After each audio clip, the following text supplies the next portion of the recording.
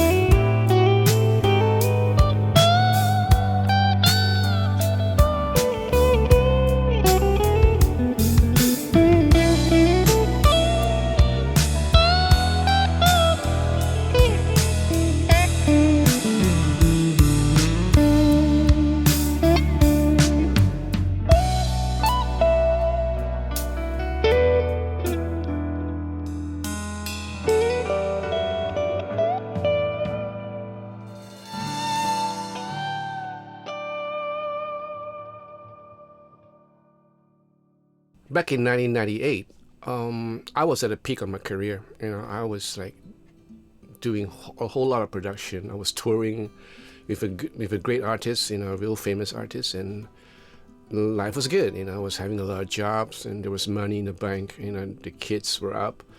The two girls, they're like 7, 8, or 10. And I was living the good life. I was traveling all over the place, doing my work, doing something that I love. But then something hit me, and it started off as an anxiety attack where I couldn't breathe. I find it hard to breathe, and I just felt like my heart was palpitating. That's the word. It just beats really fast, and I thought I was having a heart attack. So I went to the clinic. I went to the hospital, in fact, and went through the whole shebang. The treadmill, the ECG, and stuff like that. The doctor came to me and says, there's nothing wrong with you, physically you're okay, and he asked me, am I under stress?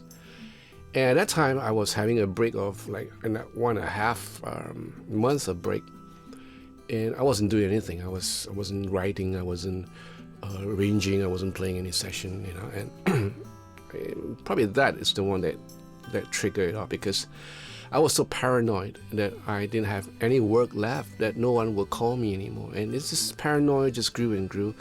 So I told the doctor, I said, no, I'm not stressed because I have no work. Unbeknownst to me, that was the reason for the stress, not having work. I was so used to working constantly, every day, my mind was working on the next project and how to arrange the song and what sort of guitar parts to play and stuff like that. But for 1.5 months, I was like idle. I was like, my mind was like on pause. and that I couldn't take, I guess. So that was what triggered me, and it started, as I said, as a panic attack and anxiety attack, and then it went on to full depression. And I just didn't feel like moving. I remember this was back in '98, yeah, roughly around that. It lasted for about what? And I was so blessed because God helped me so much. It lasted like 3 to 4 months, but it was the longest 3 to 4 months that I ever encountered. I didn't still want to wake up. I was so tired. I just felt constantly tired, and I just didn't want to do anything. Even my wife would ask me like, let's go out for dinner or go out with the kids, hang with the kids, and something. Most of the time, I just don't feel like doing it. What I did was I retreated into this little room of mine and tried to escape, what I thought was a world filled with disloyalty. I was so paranoid that people was talking behind my back and trying to ruin my career. That it was really bad. It was just self-defeating. For me, just me. Then I escaped into this room. I went into online gaming, not a gambling. I was playing. If you guys remember Root Spear, that was what I was playing. Tom Clancy's Root Spear, and pornography. Internet chat. Back then it was IRC. I was doing a whole lot of this crazy stuff, and I would go into my room and not come out until like 1 p.m. and I'll sleep. I'll wake up like 6 or 7. I'll have like dinner with my kids when they just got back from school, play with them around a little bit, and I'll head on to my room. It's by 10 or maybe, about 10 or 11 p.m. and I won't come out until the next day, 1 p.m. or 12 p.m. And it continued. It went on and on and on, and I knew I was into this hole. I knew I was, back in the back of me, and I know that I'm escaping something, that I'm retreating into a safe zone, or so I thought, But I also felt that I was sinking into a hole that's really deep, and the walls are slippery. I couldn't climb out. No matter how I try, I know it's unfair for my wife. I know it's unfair for my kids, my 2 girls, but I just couldn't get out of it. And it's so hard. And I didn't seek help. I didn't seek medical help because I thought I can get over this, Until one day, a friend called me, a good friend, and told me something about God. And basically, he told me that God told him through a verse in the Bible, and that verse is, "I will not leave you nor forsake you." And that was the verse that got me, that hit me, because it got me thinking about my career path. This, if you want to know, I will share my testimony later on, how God guided me through every step of my career. From band, in the early days, from the band, the various stages of how I became a session player and all that. And I kind of realized that that He did not forsake me. He did not leave me, and I just broke down and cried. And that's where I start the long road to recovery, because my friend invited me to church, which I rejected. I didn't want to be in the company of hypocrites. I told him that, and he was patient with me. He invited me to the cell group, home cell, and that's where it all started. Like I said, if you want to hear the whole testimony, just let me know, and I'll tell you the whole testimony of how I had this relationship with God, how this relationship with God started. Anyway, to cut a long story short, God did something to me, and I felt that my burden was taken away. But that's just me, okay? This is me. It might not be the same for you. A year later, my son is born, and my wife had postnatal depression, and that was bad because now I'm on the third party. Back then I was having depression. My wife had to put out all my crap. Sorry, pardon my French. Now I'm on the third party, and I'm looking at her, and she's going through this episode, this postnatal depression. She went to a psychiatrist. Her gynae brought her to a psychiatrist, gave her medicine. It made her worse. Didn't help at all. And I was like so worried sick because I didn't even know what she was capable of. And there were times when I had to go up to studio to work, and I was so worried, But God was really merciful to both of us, within 2 months, God came into the picture, intervened, and she was lifted out of the depression. And I knew back then, as I knew now, as I know now, that it was God. It was God, and how He intervened, and how He took away my depression and her depression, my wife's depression. In my wife's case, we're talking about postnatal depression. We're talking about chemical imbalance, the hormones and all that. And these are stuff that will affect people, people out there. My case is isolated, and people ask me, we find comfort in every aspect, in our religion, or in friends and stuff like that. I didn't have a religion. I don't have a religion. I still do not have a religion. I have a relationship with my Lord Jesus Christ, and that's the thing that got me going. That's the thing that put me back on my feet.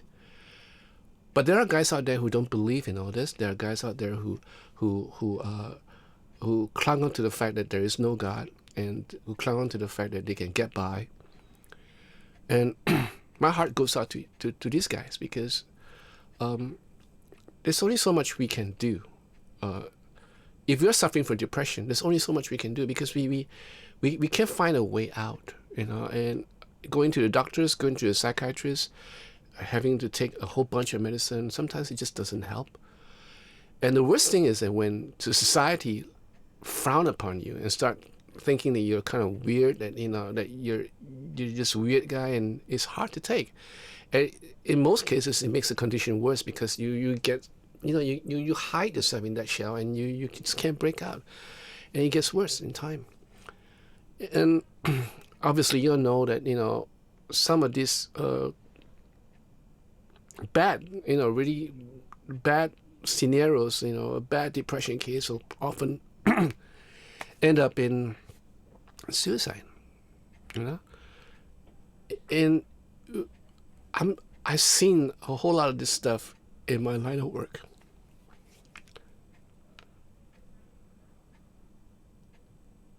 I've seen guys suffering from depression.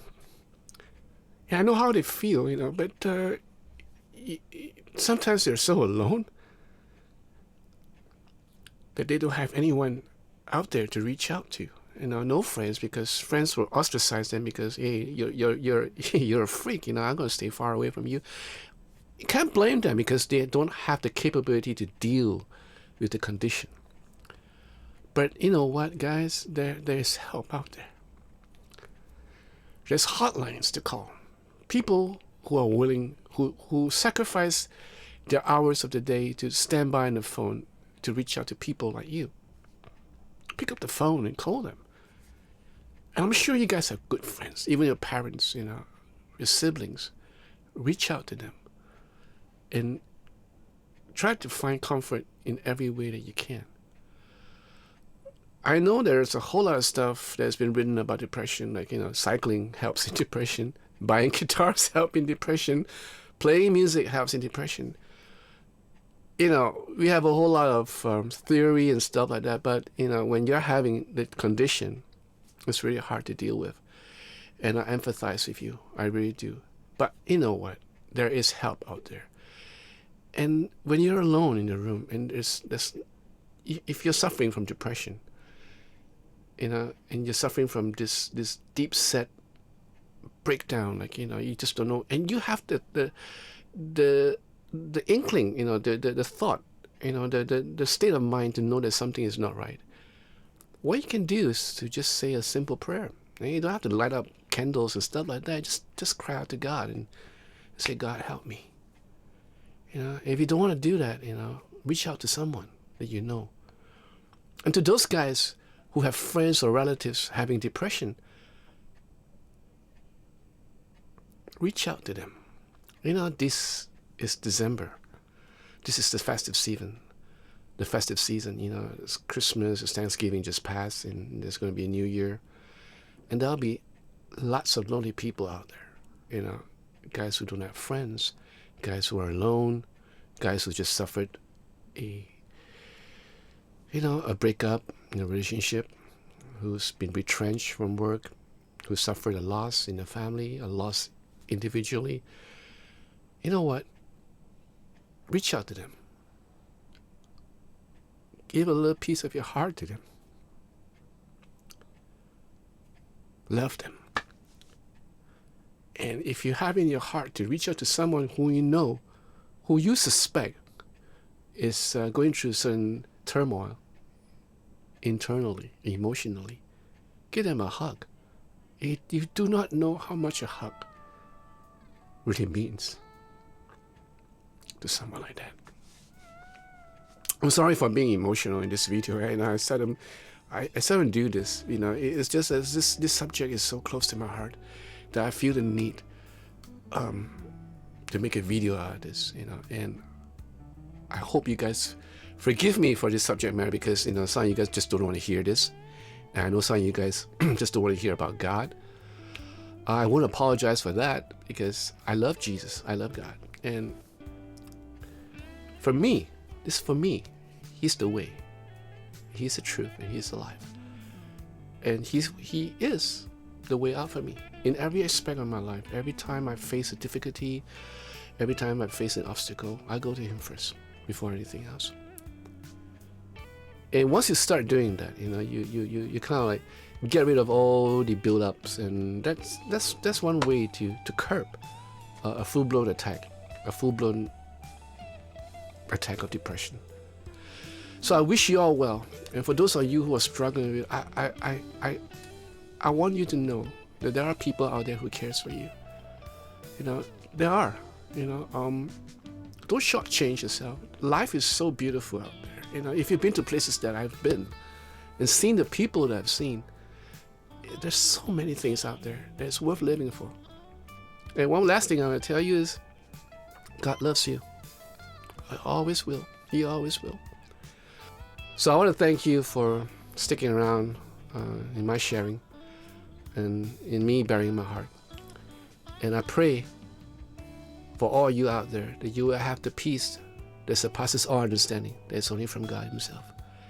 And I also pray that you will have the protection from Him. And as this is the last month of the year, and I pray for safe travels for you as you go back to your home, to your loved ones back home.